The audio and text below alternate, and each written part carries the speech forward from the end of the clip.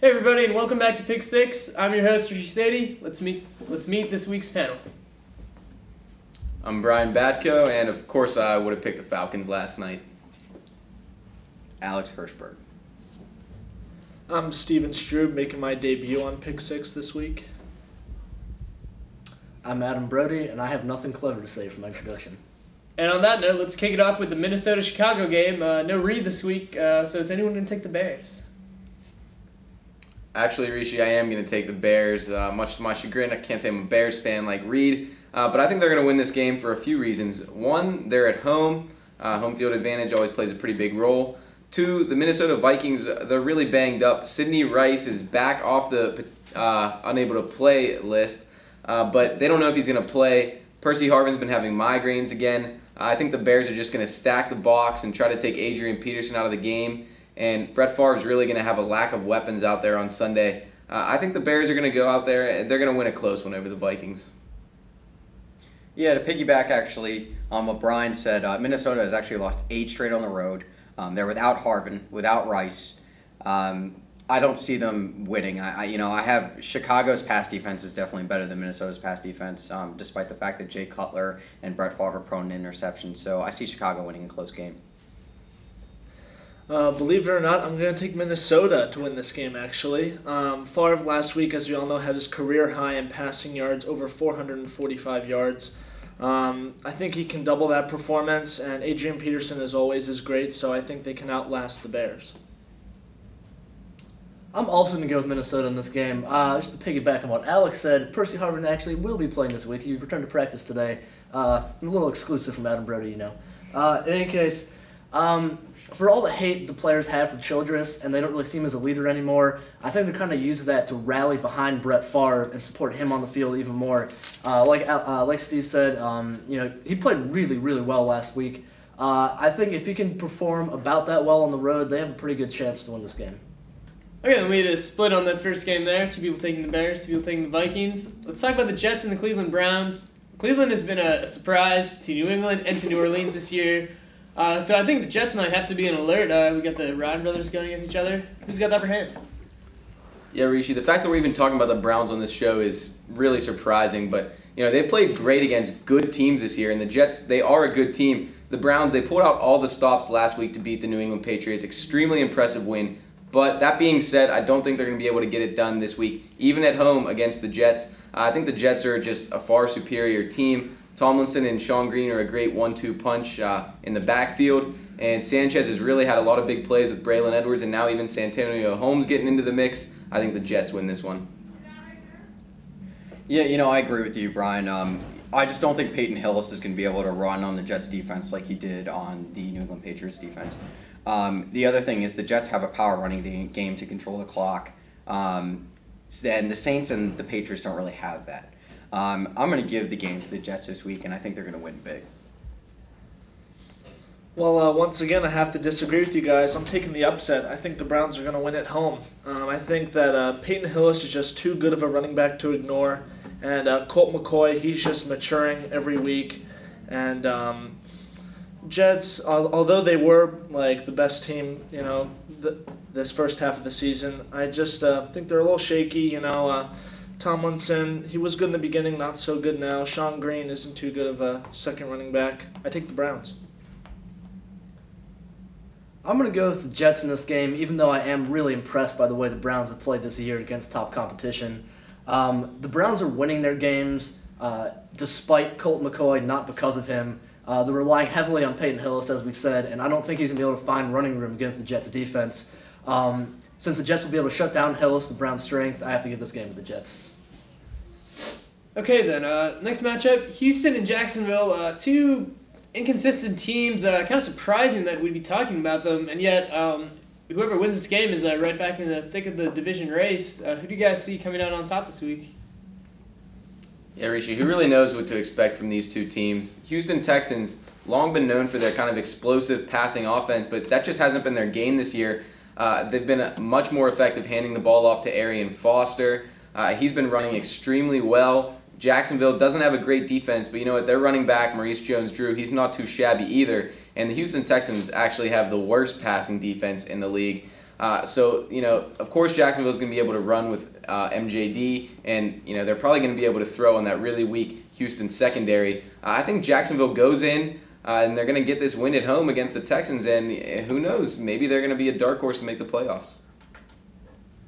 I'm going to go with Houston in this game. It's funny, a funny stat. Matt Schaub is actually 0-4 in Jacksonville. I think he corrects that this week. Jacksonville's without Aaron Campman. They have an awful pass defense, and you've got Andre Johnson and Matt Schaub on the other side. I see Houston winning this game. Yeah, I agree. I think Houston's going to win this game too. Arian Foster, just a great running back. I think he's going to step it up big time in this big division game. And I just think Jacksonville's defense is too weak to handle all the explosive offense of Houston. I take the Texans. Nothing new down here. I'm taking the Houston Texans too for all the reasons we've already heard. Schaub's never beat Jacksonville, but they have the 5th worst pass defense in the league. I think he can get the passing game with Andre Johnson back on track this week, open up some room for Arian Foster, and I don't see Jacksonville winning this game, even though they finally managed to sell out a home game. All right, then. Not a lot of faith in Jacksonville. People like Houston are going to turn it around this week. This week, Randy Moss makes his much-anticipated Tennessee Titans debut as they travel to Miami. Miami's they've been all right this year, but they still haven't won a home game. So what's your guys' take on that? Yeah, Rishi, of course, I'm really excited to see how Randy Moss is going to be in Tennessee with Vince Young throwing him the ball. That's going to be a highly anticipated debut for him. But you know what? I don't think it's going to be a good one. I don't think the Titans are going to win this game, and I'll tell you why. The Dolphins, like you said, they haven't gotten a win at home this year yet, but I think this is going to be the week they finally do it. They made the quarterback change, took out Chad Henne, put in the veteran quarterback Chad Pennington.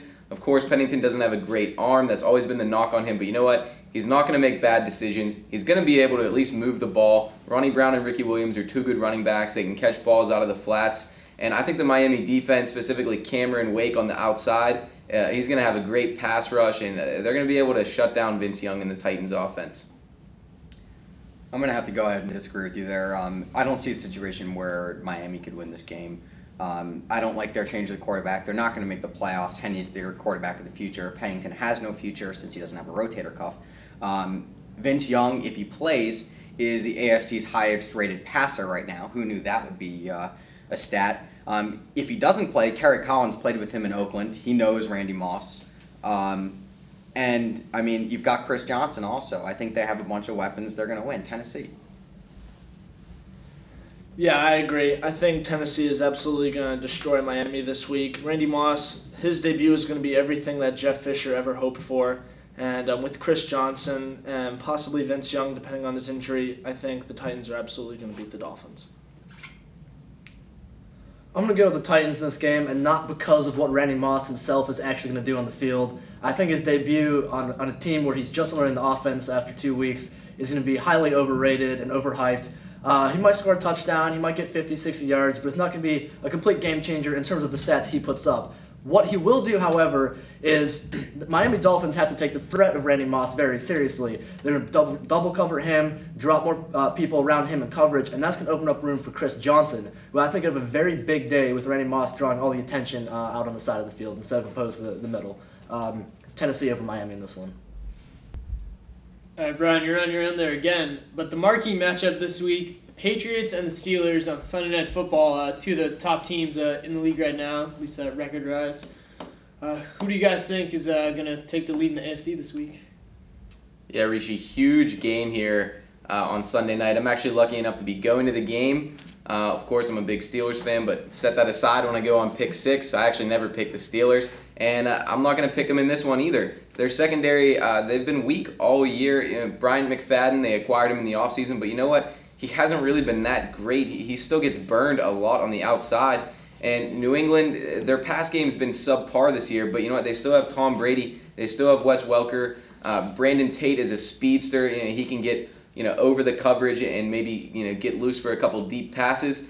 It's gonna be tough for the Steelers to shut down the Patriots in this game. I don't think the Patriots are even going to try to run. I don't know why anyone tries to run on the Steelers, but I think they're going to have a lot of success with the pass. And Ben Roethlisberger and the Steelers' offense, they haven't been as in sync as a lot of people would like them to be. I think it's going to be close, but I think the Patriots are going to come out on top. I'm not one to pick against Bill Belichick. I usually don't on this show. But I think this is a different case altogether. New England is vulnerable to the run. You've got Rashard Mendenhall running very well. And I think one of the big things that people haven't mentioned is the fact that Steven Gostkowski is not going to play for the rest of the season.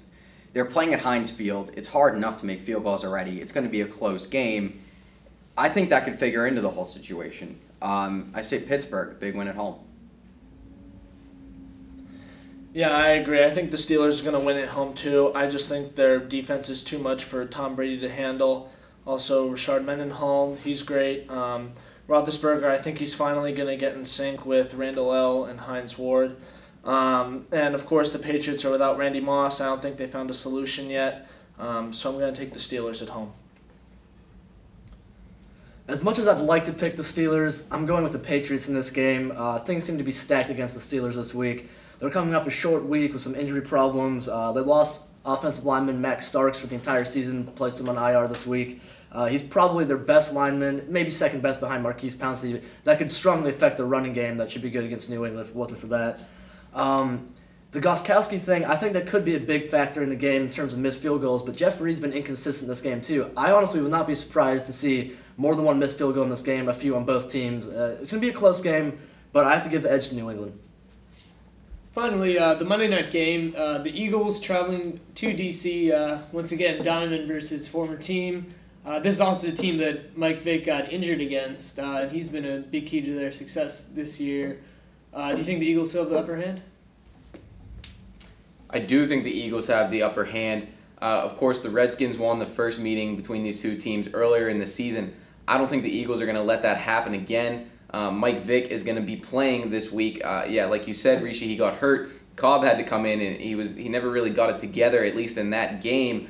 But I think Vick is going to terrorize the Redskins with his legs, with his arm. Deshaun Jackson came back last week from the concussion. He looked great. LaShawn McCoy is dangerous out of the backfield. And I just think there's so much uncertainty going on in that Washington Redskins locker room and on that whole entire team. The whole feud between Donovan McNabb and Mike Shanahan has been, just completely blown up by, all the sports media. And I think there's going to be tons of distractions for that Redskins team. And the Eagles are just going to go in there and they're going to win because that's what they've been doing all season. They've just been winning games. Philly might not be the best team in the NFL, but they are the scariest team in the NFL. When you have Mike Vick playing and running that offense, Shady McCoy is better when Vick's playing. Their offense just looks incredible. They beat the Colts last week, despite the fact it was close. I mean, beating the Colts is always impressive. Washington is fading. They lost to the Lions. They've lost to the Rams this year. I just don't think they have the talent to keep up with Philly. I see Philly really throttling Washington this week. Yeah, I agree. I mean, Philadelphia got unlucky the first matchup against the Redskins because Vick got injured. Vick is not going to get injured in this game. He is going to lead his offense to a big win over the Redskins. McCoy and Deshaun Jackson will also have big games. Yeah, I'm also going with the Eagles in this game. On Washington's side, Mike Shanahan is one of my candidates for worst coach of the year, along with Wade Phillips and Brad Childress. What he did to McNabb, pulling him from the game with 2 minutes left, is absolutely ridiculous. Hey, who knows? Maybe Rex Grossman will play for part of this game too. You never know. Maybe McNabb can't make it through the first quarter of the game without running out of breath. He's a pro NFL player. It's ridiculous. Like everybody else said, Michael Vick, Deshaun Jackson, LaShawn McCoy, go down the roster. Play position by position, they're better than Washington, and they should win this game. All right, big support for the Eagles this week. That's all we've got. Tune back in next week, see how we did, see what we think of next week's matchups. Remember to follow PSN on Twitter and Facebook. For everybody here on the panel, I'm Rishi Sadie. Thanks for watching.